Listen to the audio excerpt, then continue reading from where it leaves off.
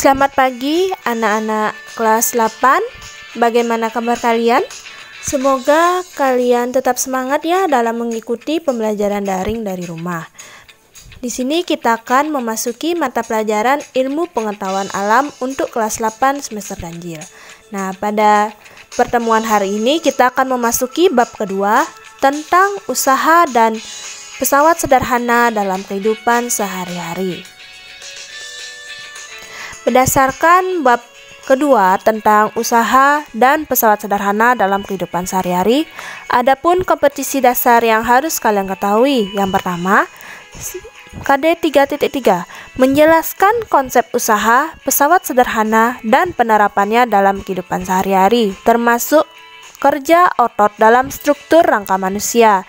Dan KD 4.3 menyajikan hasil penyelidikan atau pemecahan masalah tentang manfaat penggunaan pesawat sederhana dalam kehidupan sehari-hari. Berdasarkan tujuan yang kita pelajari pada pertemuan kita yang pertama pada bab 2, adapun tujuan yang harus kita ketahui. Yang pertama, siswa dapat menjelaskan konsep usaha. Yang kedua, siswa dapat memberikan contoh penerapan usaha dalam kehidupan sehari-hari. Yang ketiga, siswa dapat menghitung besar usaha. Dan yang terakhir, siswa dapat menghitung besar jarak benda yang dikenai usaha. Nah, pada pertemuan kita yang pertama pada bab kedua, di sini kita akan membahas tentang konsep usaha. Namun sebelum kita menjelaskan lebih lanjut, di sini Ibu akan memberikan salah satu contoh penerapan usaha dalam kehidupan sehari-hari. Bisa kalian lihat pada gambar di slide. Misalnya nih, seorang bapak-bapak sedang mendorong gerobak bakso.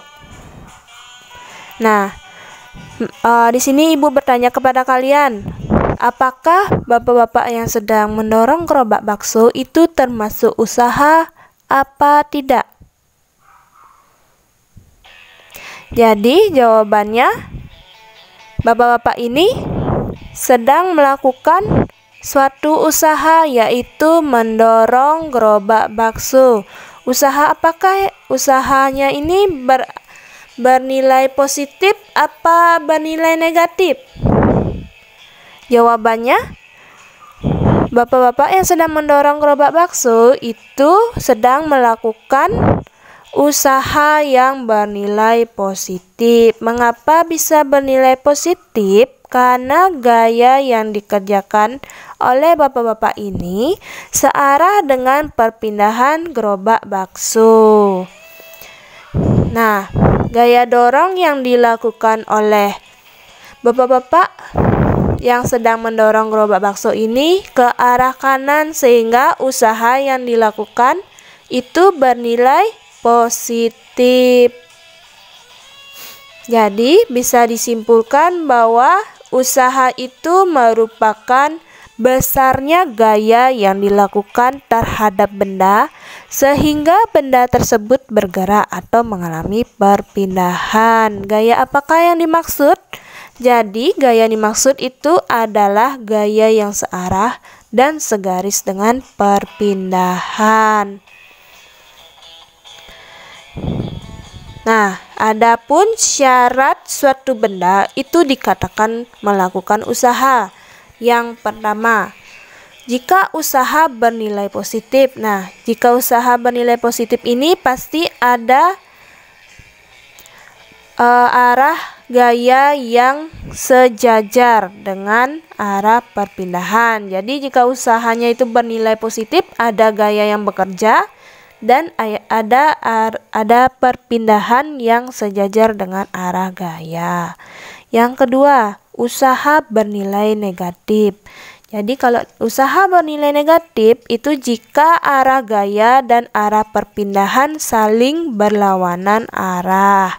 Sehingga rumusnya pada usaha yang bernilai negatif, W sama dengan min F dikali S. Lalu yang ketiga, usaha bernilai 0. Nah, kalau usaha itu bernilai 0, maka gaya yang Gaya itu tidak melakukan usaha bila antara arah gaya dan arah perpindahan benda itu saling tegak lurus atau berbentuk siku-siku. Jadi kalau membentuk siku-siku, sudutnya sebesar 90 derajat. Seperti itu ya. Baik, kita lanjut. Jika dalam suatu usaha gaya yang bekerja lebih dari satu, maka pada usaha yang bernilai positif, rumusnya itu yaitu sigma F sama dengan S, di mana sigma F itu yaitu F1 tambah F2 tambah F3 ditambah seterusnya sampai ditambah Fn dikali S. Yang kedua, pada usaha bernilai negatif, maka ada dua buah arah gaya yang saling berlawanan, sehingga rumusnya F1 kurang F2 dikali S. Yang ketiga, tidak ada usaha, sehingga W sama dengan 0. Seperti itu ya. Jika usahanya itu membentuk sudut, misalnya kita sedang menarik sebuah gerobak, maka usahanya itu rumusnya W sama dengan F dikali S dikali cos alpha. Kenapa kita menggunakan cos? Itu karena gaya yang digunakan pada usaha harus sejajar dengan perpindahan. Sehingga sudut yang kita gunakan yaitu bernilai cos. Sehingga rumusnya jika usaha membentuk sudut yaitu W sama dengan F dikali S dikali cos alpha. Seperti itu ya. Sekarang kita lanjut pada contoh soal. Nah, seorang pengendara mengendarai sepeda motor dengan kecepatan rata-rata 10 meter per sekon dengan selang waktu 600 second dan gayanya 0,02 Newton. Tentukan perpindahan dan usaha yang terjadi pada pengendara sepeda motor tersebut. Nah, jadi diketahui kecepatannya itu 10 meter per sekon, lalu delta T 600 second, F-nya 0,02 Newton. Nah, yang ditanya itu adalah delta S. Delta S itu apa? Delta S itu perpindahan. Kalau W itu usaha. Nah, yang pertama kita cari adalah perpindahannya dulu, yaitu delta S sama dengan V dikali delta T.